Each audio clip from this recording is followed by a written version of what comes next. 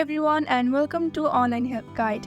Today in this video, I'm going to show you how to share TikTok videos on Instagram. So without any further ado, let's dive right into it. So to share the TikTok video to Instagram, the process is really simple.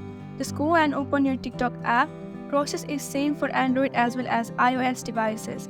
Once you open your TikTok app, for example, you want to specifically share this video, just go and tap on the share icon that is second from the bottom on the right.